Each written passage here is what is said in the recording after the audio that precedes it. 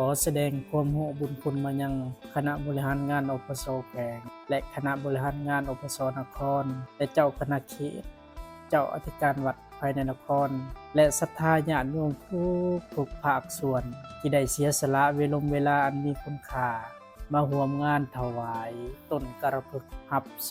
สามัคคีในค่ำวันที่ 6 เดือน 7 ปี 2024อยู่ที่สถานวัดพรหมศิลาบ้านนาเซงนครไกรสอนพรหมวิหารแขวงสวรรณเขตในครั้งนี้กับปิติยินดีชมซื่นนำพ่อแม่ครูบาอาจารย์และศรัทธาญาติโยมประกอบส่วน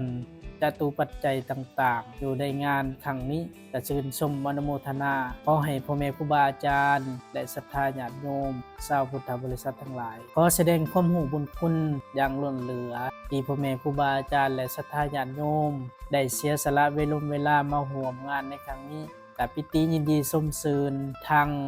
พ่อแม่ครูบาอาจารย์และศรัทธาญาติโยมที่ได้ตั้งอ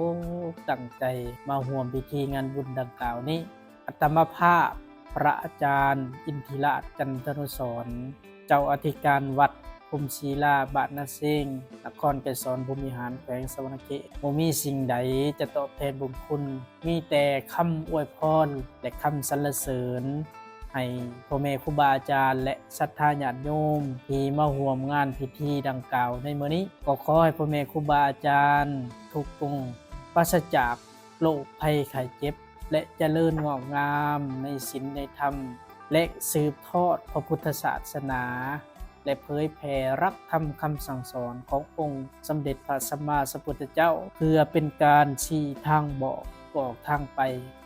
ให้แก่ศรัทธาญาติโยมชาวพุทธบริษัททั้งหลายได้ยินได้ฟังเพื่อเป็นการเสริมสติปัญญาให้แก่ศรัทธาญาติโยมเอาทั้งหลายและขออวยพร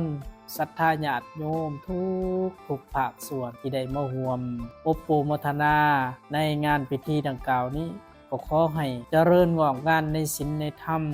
เจริญในหน้าที่การงานเจริญในการค้าการขายและขอให้มั่งคั่งในโภคทรัพย์มนุษย์สมบัติสวรรค์สมบัติและนิพพานสมบัติทุกท่านทุกคนที่ได้มาร่วมหรือบ่ได้มาร่วมได้เสี่ยงสัตว์ทุกการก็ขอให้ท่านทุกคนจงหายทุกข์หายโศกหายโรคหายภัยหายพยาธิโรคาทุกสิ่งทุกอย่างเคราะห์ก็บ่ให้เข็นเว้นก็บ่ให้ตอกสิ่งใดขัดข้องมองใจทุกอย่างก็ขออย่ามาอยู่ข้าเนื้อให้ห่างหนี